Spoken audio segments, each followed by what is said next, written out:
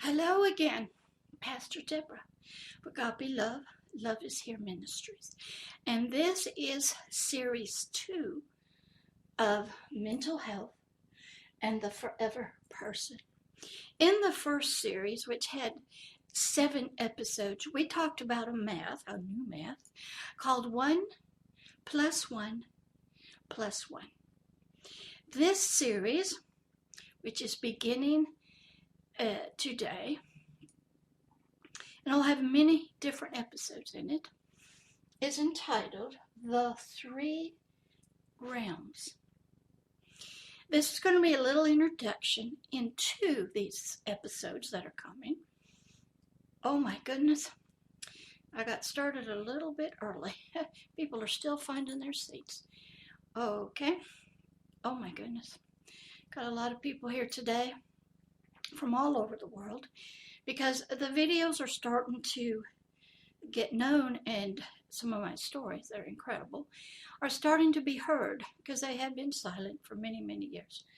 But this new series of both the webcams and the podcast, Mental Health and the Forever Person. This new series, like I said, is entitled The Three Realms. In these episodes, which will be quite a few, we're going to dig a little deeper into ourselves and the three realms that our mental health and our forever person live in. The first realm, which many of us are very aware of, is called the realm of the natural, the physical body, the temporary realm.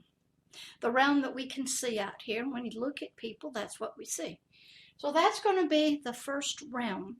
And I'm going to break it up into several episodes to go through it and then talk about the professions that deal with mental health, some of the history of mental health, and some of the different terminology and definitions, because it's very real vital for you in your learning to understand terms and definitions. Most of us don't know what the people are talking to us, the doctors or our therapists in the mental health world. They sort of know. Not a lot of people have a lot of history of it. We're getting it in bits and pieces all over. A lot of wonderful sayings on LinkedIn, a lot of posts. A lot of people are trying so hard to encourage us and give us words and give us some life skills and life coaching to help us. But it's hard when you only have so many nanoseconds on LinkedIn for a post. Or you go to your therapist or your psychiatrist or your primary care physician, and they're under a lot of time pressure, and they got to sort of move us in and move us out. So we're going to talk about in the first set of episodes that area of the three realms. The second realm will be the realm of your soul, which, as I have taught you before, has a conscious awareness part and a subconscious part. And we're going to talk about precepts and concepts and beliefs and thoughts and your mind and pictures and your 5 senses and how all of that is more intricately involved in your mental health. It should be pretty exciting if you've never studied it. Then the third realm is the realm of the spirit. It is the realm that the forever person lives in. Now, a lot of people know about it. I see them all the time in that realm. It's not a spooky realm, but some people make it very spooky, and it's very much with us here on planet Earth. It has good stuff and bad stuff in it. That is where our forever person lives. And I'm going to go into a little bit more detail about the forever person and how he is related to and how he is affected by, and how the world, the realm of the natural, the physical body, and the soul affect it. So that all three realms are involved in mental health. And they're all involved in the healing part of it. And so I wanted to just give you this introduction before I get started with episode 1, so you'll be aware of what's coming. There'll be lots of different episodes. You know me, I like to talk a lot. And I have a lot of people listening, and they're here with us now. And so I just wanted to let you know, welcome again to a new series of Mental Health and the Forever Person, the Three Realms. It will be up on the webcam, on YouTube, on the website, www.godbelovedishere.org. It will be put on the podcast of Mental Health and the Forever Person, which you can get to from the website. And I will also podcast it on out, and so you can listen to it wherever you are. And so this is real vital because the world and all of humanity are dealing with the mental health and the forever person. Those two realms are connected. They are on planet Earth. And we have so many issues, and everybody, every nation, every organization, the UN, every loving faith-based person, every loving faith-based for every religion, everybody's trying to solve these problems. So I'm trying to come in and just give you some basic information that when you're out there and you're trying to get healed or find a proper person to help you, that you'll have a little bit of information, that you can ask some intelligent questions. You can research all this out. A lot of it's on YouTube. It's out on the internet, Wikipedia. So you become an informed person so you can know how to find the healing that you need. And a little bit more about the mental health and the forever person. So this is the introduction to the new series of mental health and the forever person, the three realms. And they are, again, that's right, the natural realm, which includes the physical body, that is correct, and the mental, emotional realm, that is correct, that deals with the soul, it's conscious, and it's subconscious, and the realm of the spirit. Yay! That's right. So we're going to be going into those in more detail. I can't take you right there, jump you off and throw you into the deep end of the pool where I live most of the time, because it takes a lot of work to get there. You got to learn to swim. You got to learn to bob your head under the water, hold your breath, all kinds of things before you can get a lot of realizations of what's going on. But welcome. I hope to get this up today as quick as I can. I am multitasking. Tomorrow, which is Saturday and Sunday, I will be in 2 days of training on suicide prevention and support group for the community. One of the people that's learning how to help them, because suicide is in every place. It's even in the jails and the prisons. We just heard about a big case about that one right here in America. So is suicide real? Yes. Is it happening to in every nation and every culture? Yes. Is it happening to every profession, men, boy, children? Yes. I have known 5-year-old kids try to kill themselves. No, you don't. If they come out of heavy-duty abuse, they will. So this is the introduction, the three realms. I hope you enjoy it and hope you come back. Love always and forever, Pastor Deborah. Look at the board, bank your notes, get you a new notebook or tablet or whatever you use, and make the notes. See you in a bit.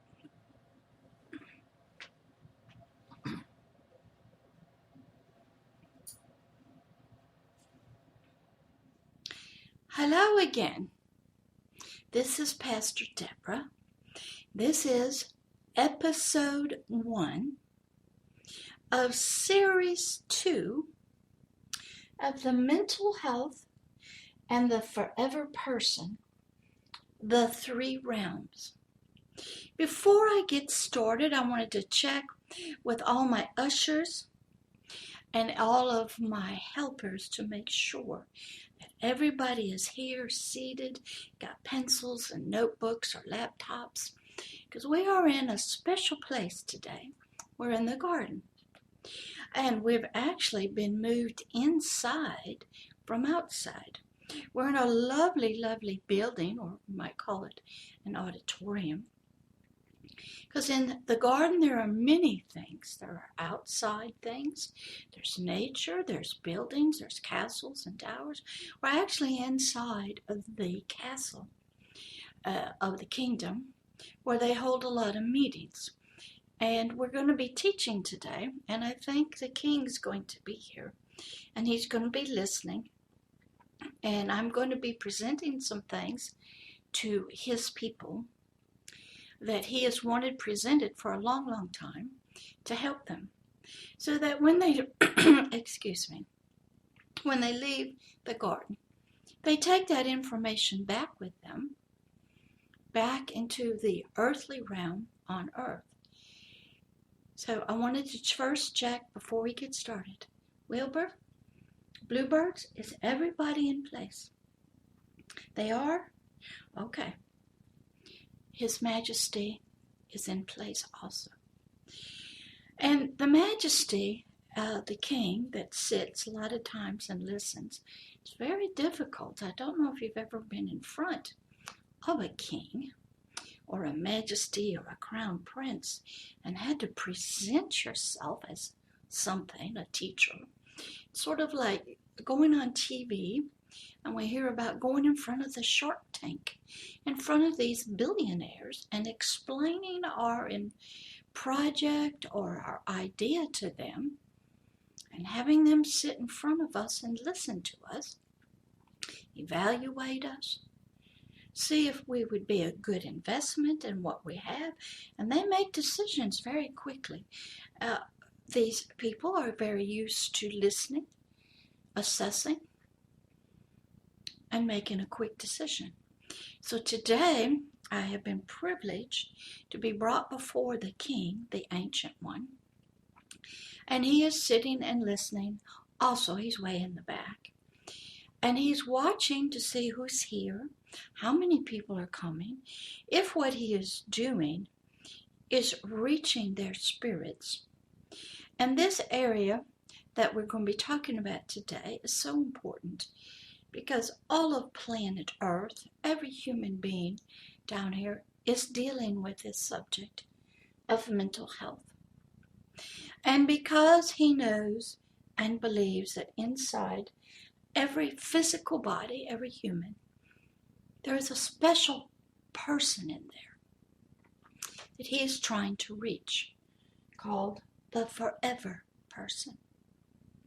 And he wants both the forever person and the biological, emotional mind of the soul to get some new information, to learn some things, because they are struggling down here with lack of information. As you know, this is a new series called The Three Realms. This is episode 1. Everybody ready? Your Majesty, may I begin? Okay. To give you a little bit of history, ancient history in fact, of the three realms, in this episode, episode 1, we're going to talk about the ancient days of mental health. Mental health has been a part of humanity since its very, very beginning. The problems were that nobody really knew where the problems were coming from. What were their origins? Now, I can tell you some stories of how it happened that might help you. In the very beginning of humanity, we all know we got here somehow, some way, some shape or form. And we all know we are born babies. We all come from a womb, even if you got conceived in a petri dish, which I do work with those people. And you are implanted in another person's womb. We know that in the womb, the biological body is growing. All of the organs are being developed. Now, man doesn't really have any say about that. Those are preset laws, government systems that are at work. And even the entire biological body is being formed. Now, lately, they have discovered that when the person is in the womb, it is sensitive to sounds outside of the womb. It can hear the mother's heartbeat. It is sensitive to loud sounds. It might jerk if it hears something. It can be hurt if it's hit or kicked. It can be actually certain chemicals can cross through the bloodline, through the placenta, to cause some damage. They also know that the sperm and the egg that came together, that in those DNA of the sperm and the egg, there's genes that go back to the very beginning of humanity. They're discovering now that there has been gene mutations. And there are some genes that work just quite fine, even under a lot of stress. And other genes go into remission, and they skip several generations, and you don't see them come along until a certain generation. We know that everything, the color of your eyes, the color of your hair, your body size, your body parts, whether you have arms or legs, it's all through genetics. Now, back through time, we did learn that if the mother they had cases of this, where mothers would take medicine because they were so nauseated because of the biological changes in their body, actually caused the biological body of the baby not to grow correctly. And for many, many years, little babies were born without arms or legs. Now, a lot of people are still born without arms or legs, but the mother took no medicine, and they're looking at is something happened in the gene profile that caused some genes to turn off or to turn on, not to grow, not to develop. Something happened. So we know that. The scientists know all that the genes, the DNA, generations past, mutations, genetic altering has caused many problems. Then we know that there are some babies, even their biological brain is not fully developed, or it's overdeveloped, or something's wrong.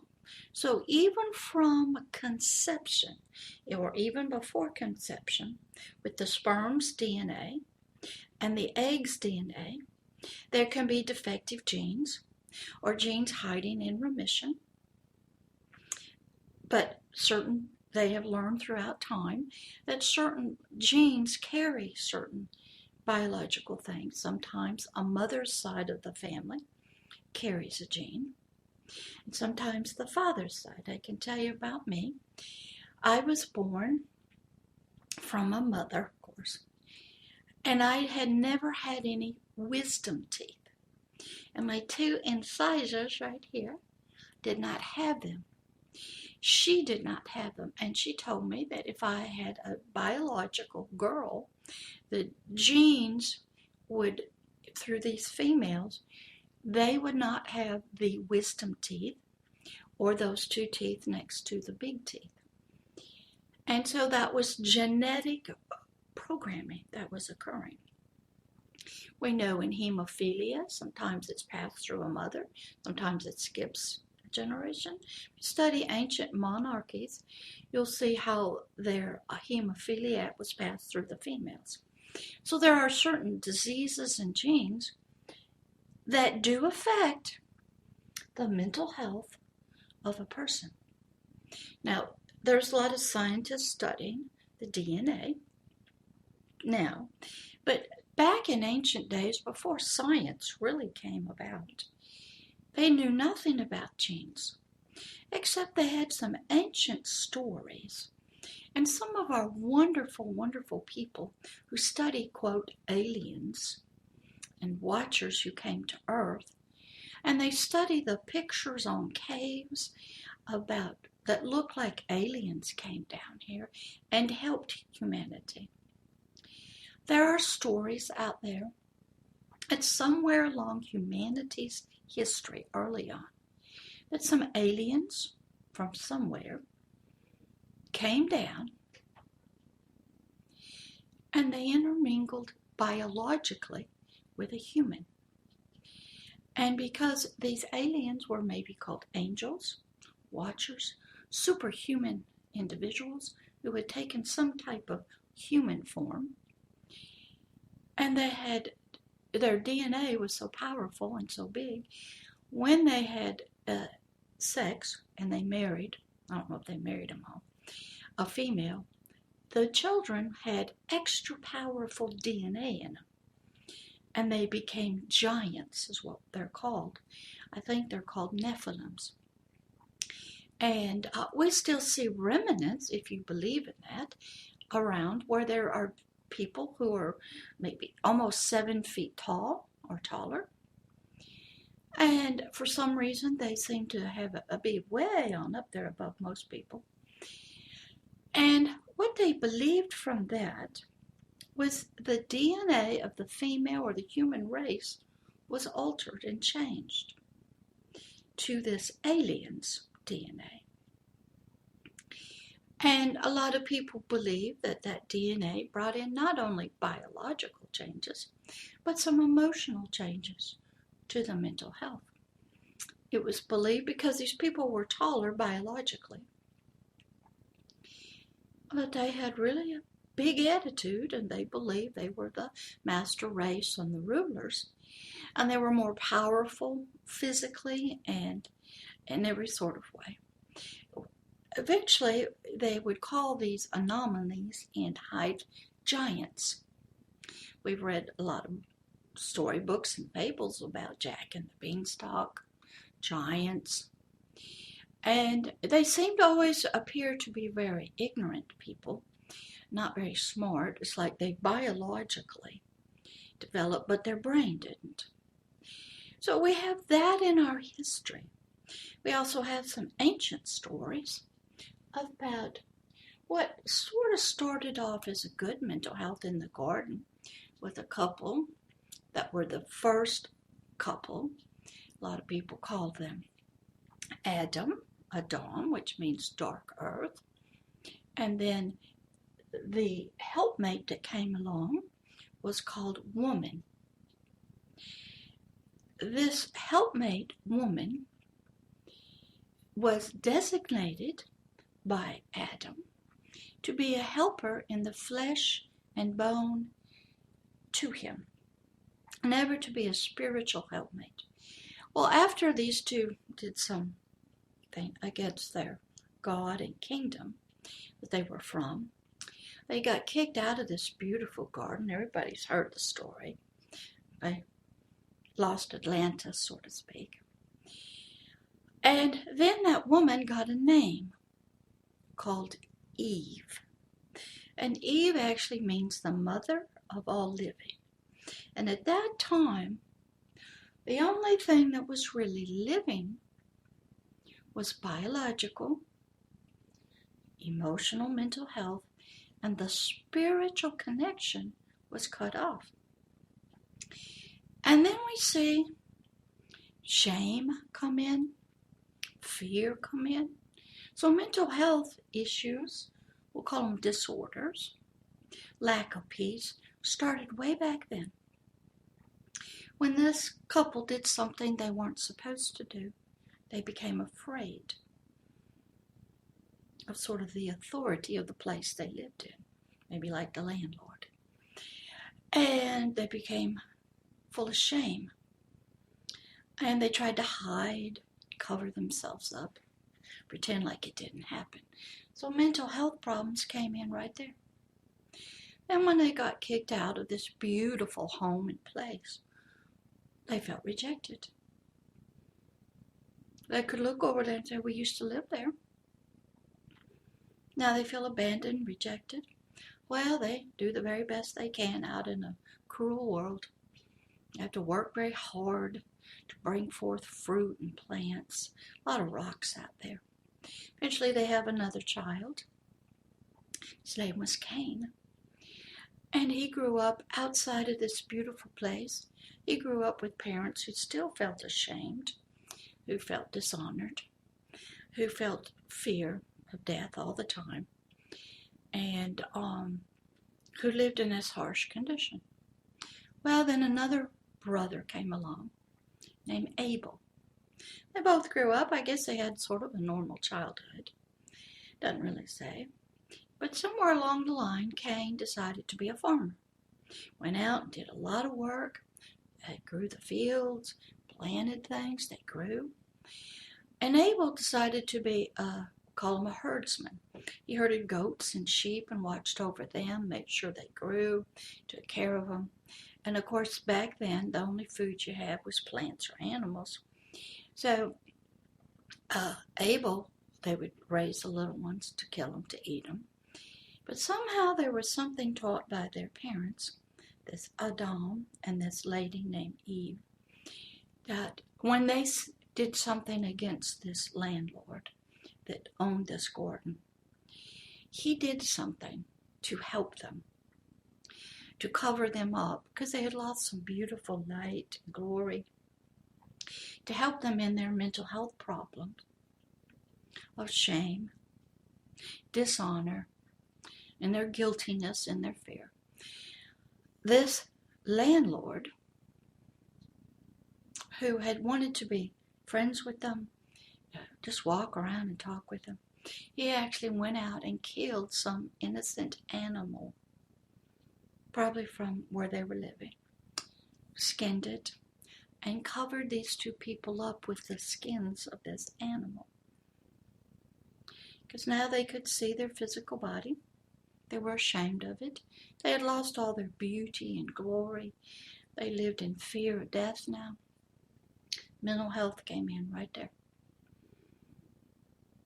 They were kicked out of their only place they knew.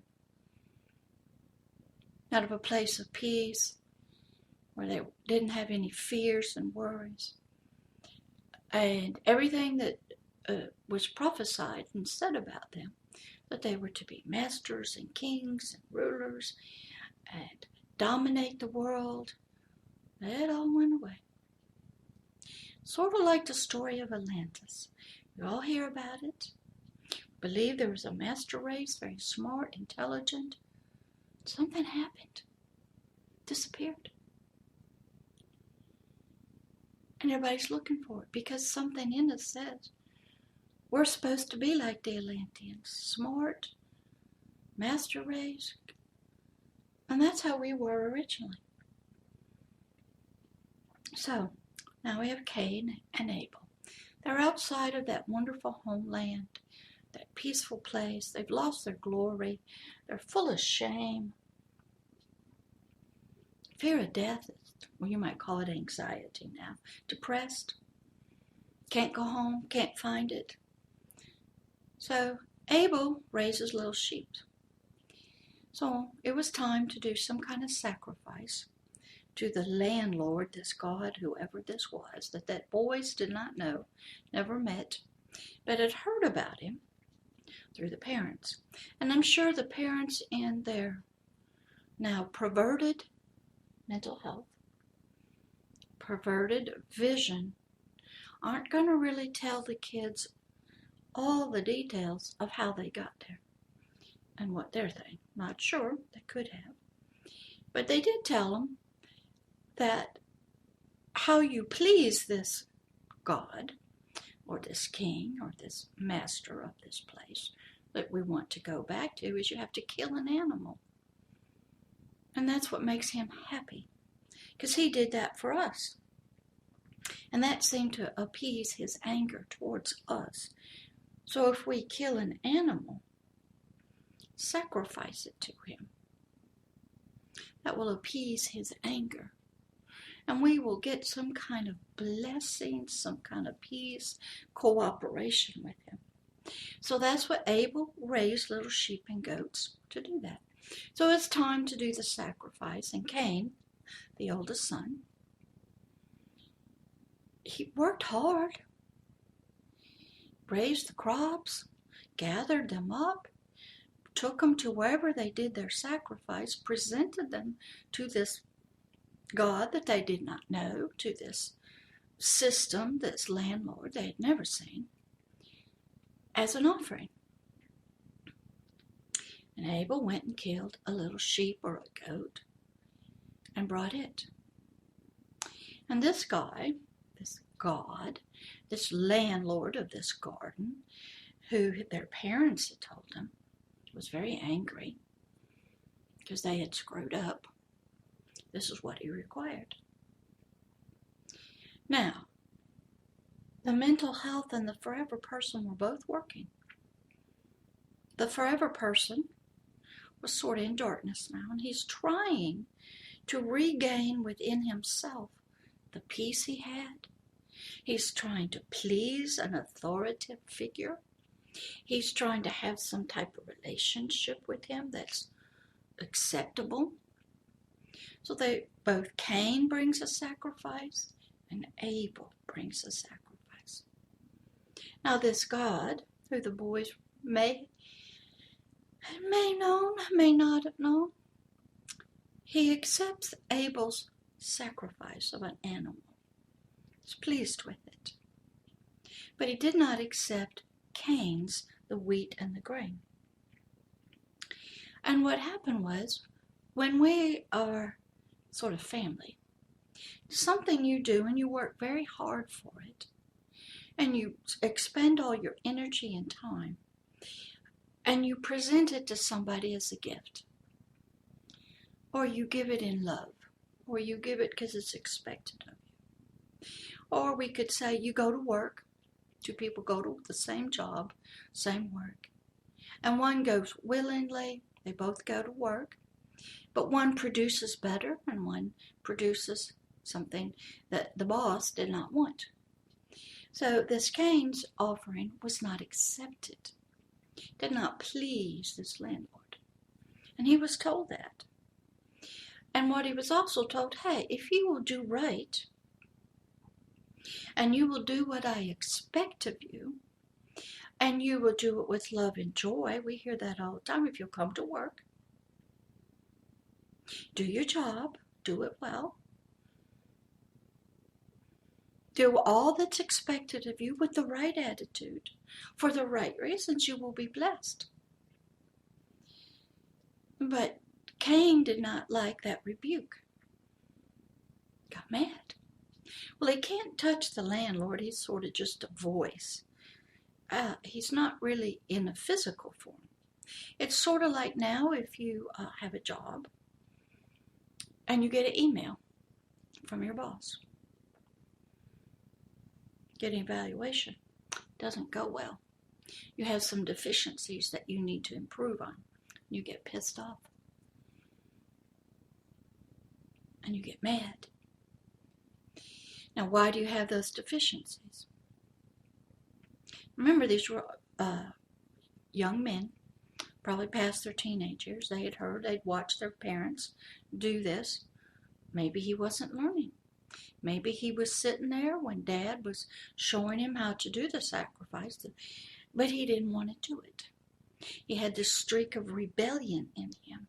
He had this streak, don't tell me what to do. I'm going to go do what I want to do. I want to do for my reasons. Don't know. Now, both food, they both raised crops and animals, both were needed for the physical body of this system. Both had to have both. But the one's sacrifice, his work, was not accepted. Got wrote up. Now, he couldn't get back at the boss. So what he did, he plotted and he planned to take out the object, person who did get a good report, got the blessings, got the gold star, won the first place, got the blue ribbon, got the job advancement, got the love and the blessings of this landlord, this God, which then pleased the parents probably. He got mad at him, which was his brother. So in the mind that had lost this love and light, were never born with it, like Adam was, they plotted a plan to kill Abel, the object of his jealousy. Mental health, not very good in Cain. Death, he felt rejection, didn't like it, angry, going to blame something and kill it because it represented something that was not right with him. We see that all the time. I'll use the police force. The police, law enforcement, can only enforce the laws that the congressmen and the senators have passed. They get lots and lots of training. They do their best with very unruly people. And then somebody doesn't like how they did it. Well, they don't blame the lawyers or the congressmen or the senators who wrote the law. They don't blame the law so much. They blame the enforcers of the law because they're the only ones they can get to. So Cain could not get to this landlord, this god of the garden. Couldn't get him back. Can't really see him, sort of a voice, a light. But he could get his brother, who had received the first place, who had received the blessing, who had received the Father's approval. Now, he wasn't even the firstborn.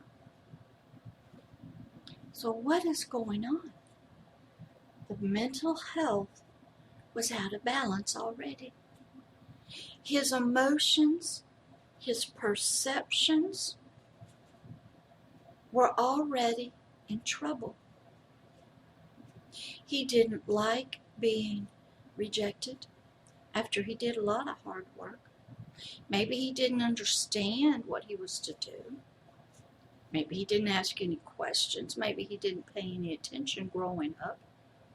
Maybe he was treated differently. He was the firstborn and was able to get away with a lot of things from his parents. And he didn't really learn, and they didn't require him to do anything. And younger brother comes along, and he's different. So Cain plotted to kill his brother Abel.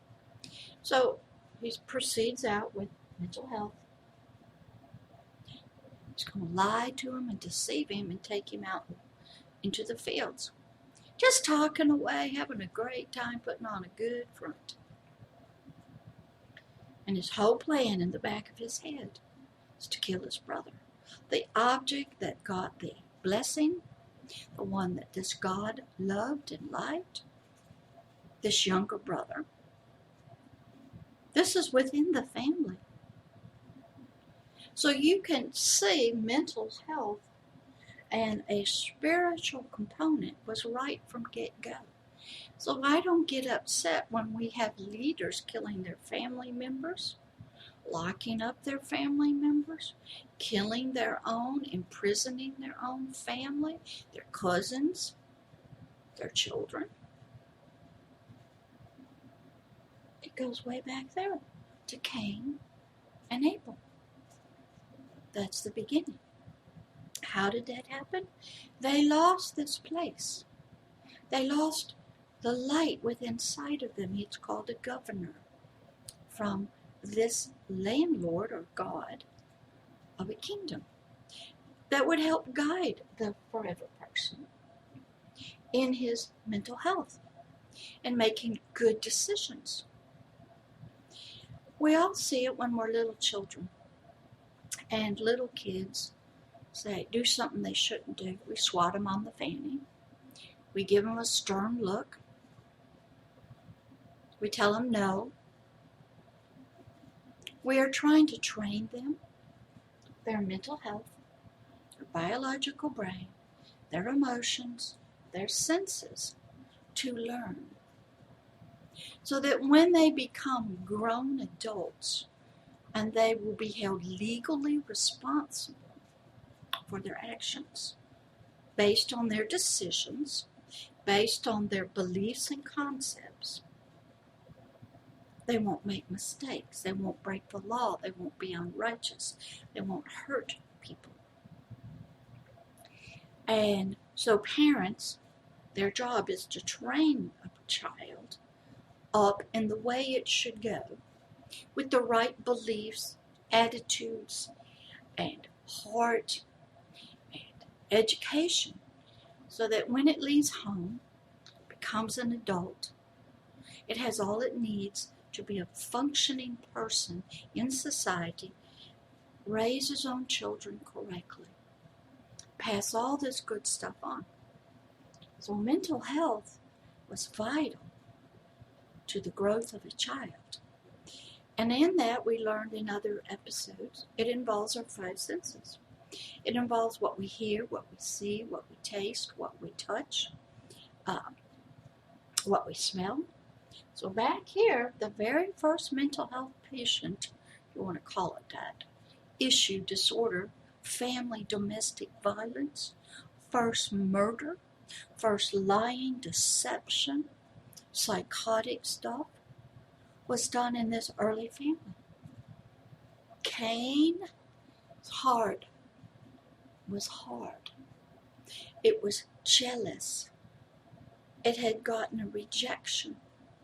Worked hard out in the fields, but it didn't bring what was required, so it got a bad report. Didn't like it. Didn't like losing the race to his younger brother. Got pissed off. So when you're the firstborn, you're used to being the top dog. And when some younger brother comes along that sort of does it a little better, gets all the love from the parents, you get jealous. So here comes jealousy. So what happened? Murder got conceived. Through deception, the plot began. Cain took his brother out in the field, it says. Just talking, having fun. We see it all the time now on the internet. I meet somebody in a bar, we're talking to you, but deep inside, they got some other plans with you. You don't know that. Mental health was at work. So, Cain gets his brother Abel out in the field. They just talking, brother talk, whatever they do. And Cain reaches over, picks up a rock, and hits the head of his brother several times and kills him. Leaves his body out there in the field. Now he thinks nobody saw him, but this God, who was sort of watching over this family, saw it. And he speaks to Cain and he says, "Where's your brother? I hadn't seen him today. Do you know where he's at?" Now this God already knew, but he was going to check out Cain to see, would he tell the truth? Would he speak up, like in a courtroom, and say, "Yes, I know where my brother is. He's dead. I killed him because I got jealous of him, because you chose his sacrifice over mine, and I'm the firstborn, and I should always have my sacrifices be approved. I didn't like it, so I killed him. I left him out there to rot." But he didn't say that. He says to this God, this land, "I don't know where he is. What's the matter? He ain't my business. I don't know where he's at. Am I my brother's keeper? What? Leave me alone." That was his response. First act of murder. Is murder based on a mental health problem? Yeah. Jealousy? Yeah. Lying to authorities? Yep. Not wanting to take responsibility for your actions? Yep. All right here. All conceived in the biological brain, in the mind, in the emotions. Made a decision, plotted and planned to take another's life. Then lied about it. Do we have that going on today? Yep, sure do. Nothing's changed. Excuse me. So, what happened?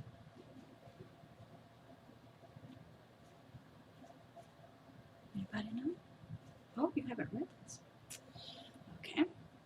So So Cain tries to run away from this inner voice. Most of us will call it our conscience, speaking to us. You just lied. You need to tell the truth. Get it off your chest. But he wasn't going to do that. He wasn't going to take the blame for something he did. We see that. So he starts running.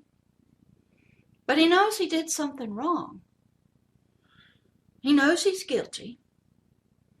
But he runs. He escapes. And he's just running. And then he starts feeling the weight of his lies, his murder, his hatred of his brother. And he just falls down and he goes, this burden is just too heavy for me. I can't stand it. I want to die. And wherever I go, everybody's going to want to kill me because I've done something bad and they're going to find out. And I'm going to live in the fear of death everywhere I go. I can't trust anybody because if they find out what I did to my own brother and why I did it, they'll kill me. So this was so heavy within his mental health. It was driving him nuts. He couldn't stand the pain that was going on the inside of him. Because it's like he knew right, he knew what he did was wrong, but he couldn't help himself.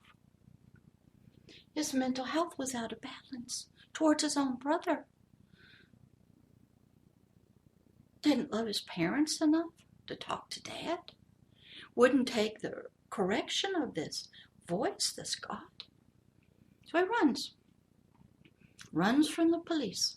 Runs in the car. Runs from authority. Runs from being judged. Runs from prison. Then he fell into a thing and this voice had to tell him, okay, you feel everybody's going to kill you. I'm going to put a mark on your forehead. When anybody looks at you, they will know they do not have the right to kill you. Only I do. Only I, your creator, the one that set the rules, that's talking to you now. Only I have the right to kill you. If anybody else tries to kill you, then they're going to have to deal with me. So Cain gets some kind of mark, probably spiritually. And he runs off from home, gets away from mom and dad, takes one of his sisters, we believe, because by this time, we're thousands and thousands of years, there wasn't really any viruses active, and they lived, I think his dad, Adam lived 900, maybe 1,000 years. So he had lots of brothers and sisters, so he took one of his sisters with him, and she became his wife, and they had kids. Could you imagine going into a marriage with a sister or a niece or a cousin who sort of knows but maybe doesn't want to believe this about you because they're looking up to Big Brother? And you take all that inner stuff with you, all your mental health issues, your feelings, your emotions, your guilt, your shame, your fear of death, into that marriage with you. Do you think that affected the biological genes? Mm-hmm. Sure did. A lot of research now is showing us that your emotions can affect your biological body. There are stories about people having stomach ulcers because they're under too much stress. When you get under stress, cortisol and other hormones are released. And if you live in toxic environments with toxic situations and you try to eat, you will develop, not in everybody, but you'll develop biological, physical symptoms. Your body, your biological health is directly related, they found this out, to the health of your mental health. So if something is out of balance in your mental health, your emotions, your hormones are not in balance, You got unforgiveness, bitterness, anger, jealousy, hate, all roaming around up in here. Chemical, electrical. It will come out through hormones. The genes will be messed. You'll hear about radical genes, radical things. In cancer, it's a gene that's gone nuts. Okay. And so the mental health of a person will directly relate to their physical health. Now, a lot of people are not quite sure about this part, but I'm going to throw it out for you to think about. In Cain's case, they had lost the forever person. He was still there in Cain. But they had lost this beautiful light on the inside of them. It's called the governor, the kingdom. He had lost connection to this voice that's God. It's called the spirit of life. When Adam disobeyed and ate of the apple, the whole forever person became a rebellious territory. And this wonderful light, this governor, this law, this had to leave. So by the time that Cain was born, he was born without that light. He had no connections on the deep inside of the forever person, guiding him, teaching him, talking to him, shining rays of light to the soul, to the mental health, that would then shine on out to the physical body. So we had a mess. Now, in mental health and the forever person, they are connected. They are intersected. And so in this first one, we're just sort of getting a history of how mental health got started in the human race. Where was its beginnings? Now, in the other episodes, I'm going to take you back to the Greeks, to India, to Rome, back to Hippocrates, back in the BCE days, back in the early 1800s. How did we get to where we are today? How did this all come about? Right now, you get a good foundation that humanity didn't get started like this. When they were in the garden, it was pretty good. And that's what everybody's trying to get back to, that place where there's no fear of death. There's peace on the inside. There's peace between brothers, Cain and Abel.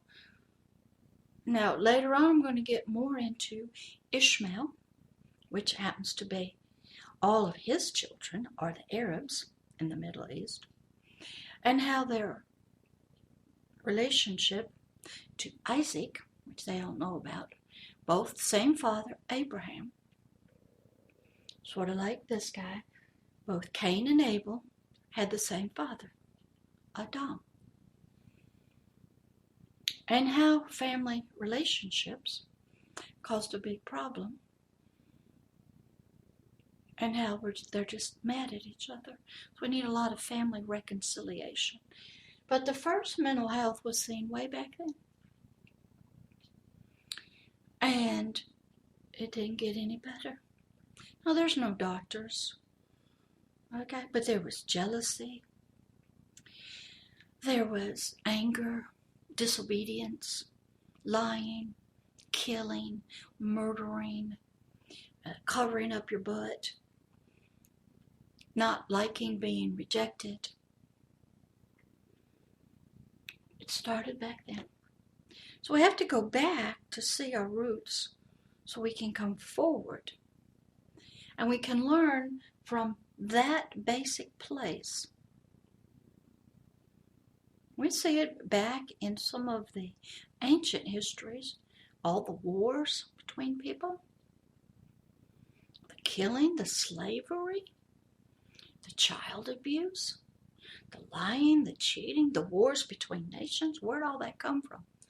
First started with Cain and Abel, and it magnifies itself.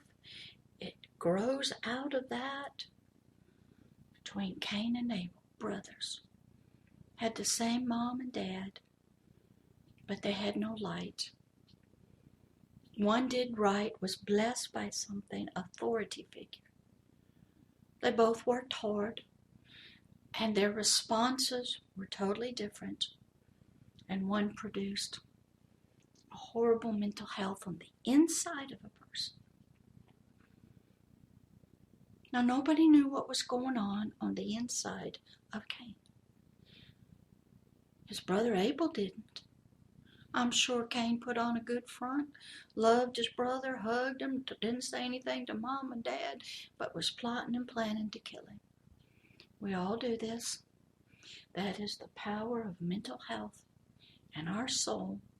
Without the love of agape love in it, and be able to say, okay, I didn't do what my parents taught me to do. They taught me to kill an animal, but I brought fruits and vegetables. Now, I worked hard for it. And what did this God say to Cain? He said, look, that's not what I want. Now, if you go and do right, you'll be blessed. So he was told how to correct himself. And we've all been there. We've all been told, go and study again, take the test again, and you'll get the accolades, you'll get the pat on the back, you'll get the love you want, you'll get the acceptance. Okay, you didn't get it right this time. You didn't get first place. Go back and do it right. So, a loving father, or God, or Lord, government said, hey, giving you a warning. Here's your warning ticket. Go and don't speed anymore. Don't drink and drive anymore. Don't text and drive. Don't beat your wife, your kids. Well, that doesn't do it. We're going to put you and give you a ticket. You're going to pay some money. That won't do it. We'll put you in jail. Until you go ding dong. Somebody's trying to help me to correct my behaviors that are coming from my mental health from inside of me. So Cain was told, if you'll do it right, and you bring me the thing I want, I'll bless you. But he got pissed off. And he goes and kills his brother out of jealousy and greed. Don't like being told what to do, that what he did was wrong, wasn't good enough. Okay, does that sound like our people we know about today? Killed his own brother. Why? Because his brother was the object of a blessing he didn't get. His brother seemed to listen to Dad better. Did it right. Maybe you got a little streak of rebellion in you. Don't want anybody to tell you what to do. And you get jealous because you didn't work as hard as somebody and you don't get the blue ribbon. You didn't get a 100 on the test because you wanted to go play. And the other person studied. But you don't like that. So now you want to just change the rules. And you want everybody to get 100, even if they don't study. Oh, you can't make it into college on your own? Well, we'll get mom and dad to pay somebody some money to break the rules because you can't do it on your own. You need some help. Oh, I want something. I'm going to go find some bad stuff on you. I'm going to blackmail you with it. Then you're going to owe me. And I'll threaten you if you don't do what I want you to do. Is that good mental health? Is that a child of Cain or Abel? So that is where mental health and the forever person's history got started. And then we'll bring it on down in the next episode. Keep on bringing it down till eventually we get down here to modern day, because it's an exciting adventure and trip. How it went through the Greeks, India, went through Rome, the early BCE people, what they thought about mental health. They used to believe mental health was a spiritual problem. And then we get into the 1700s, 1600s, and how we get into the 1900s and we get into psychoanalysis and nerves and how we get to today. Because if you're going to be an informed person, whether you're trying to help people or you're trying to get help for yourself and be healed, knowing where the history of everything comes from, you can go and ask people questions. All this is out on the internet, Wikipedia. Type in something, go read. And you'll learn why certain systems believe what they believe. You don't get mad at them. You just try to educate them. So I wanted you to hear about the beginnings, ancient history of mental health and how it is connected to our forever person and our actions and our behaviors and what we do, what we think, how we interact with people. And that's how it sort of got started on planet Earth. Now, none of us were there. We're all having to read books and manuscripts and clay tablets and look on the hieroglyphs, and we're having to look on cave walls, and we're having to read things and interpret things about life in the ancient days. And there's a lot of great movies out there that can help us, and a lot of science fiction movies, because they're getting dreams and visions. Because the one who's sitting here, who I'm talking in front of in his auditorium, he wants us to know. He does not want us to be ignorant. Because when you are in ignorance, he calls it darkness. Whatever you have no light and knowledge on can be used against you. That ignorance can be a weapon, a snare, a pit that you can fall into. So he is a person who believes in knowledge and light, information, and providing long ancient histories that have always been there. But as we know, like if you go and study over in Egypt, the tombs, they got covered up by time, by rocks. You got to go digging. And then when you do find something, you don't know what it is. You got to clean it up, do some history and research. We didn't know what the hieroglyphics were telling us till we found a stone that had 3 languages on it. There's some we don't even know what they are. We just got a handprint in a cave. What are they trying to tell us? We got languages that just look like stick figures. What does that mean? Now, if you study all of the countries and nations of the world and you study their religious books, their spiritual books, talk to their historians, we all go back. We're all going to get back to the ancient Greeks and Romans. We're going to get back to the ancient days of the Arabs, of Europe. We're going to get on back when the whole planet, all the earth was one. It was called Pangea before it split apart. Because everybody's got a lot of questions. How did all the dinosaurs get everywhere? We got trees that are 4,000 years old, the redwoods. Where'd all that oil come from? We have fossils of seashells and dinosaurs buried in dirt, the glaciers. There was a world, and there were worlds. There was existence and civilizations on the planet before we got here.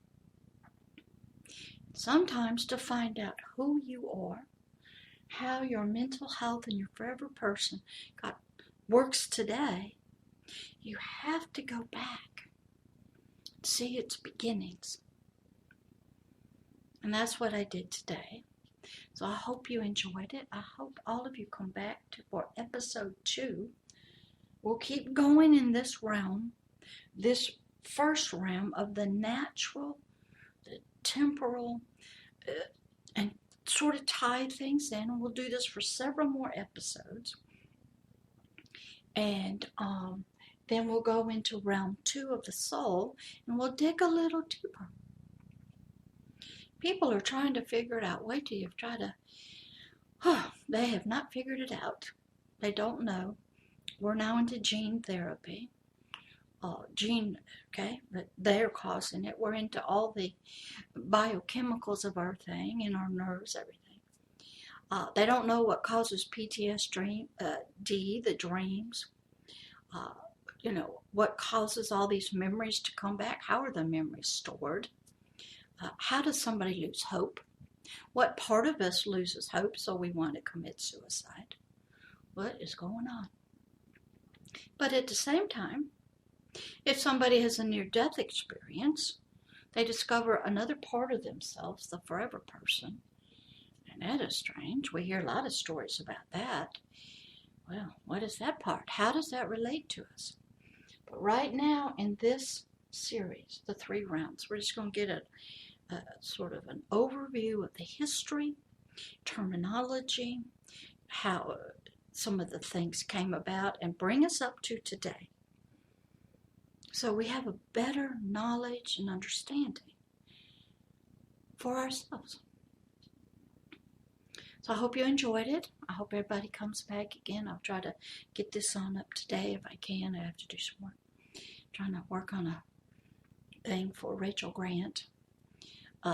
My 3rd installment called The Ruby Slippers, about healing the dreams of a broken heart through the movie Wizard of Oz.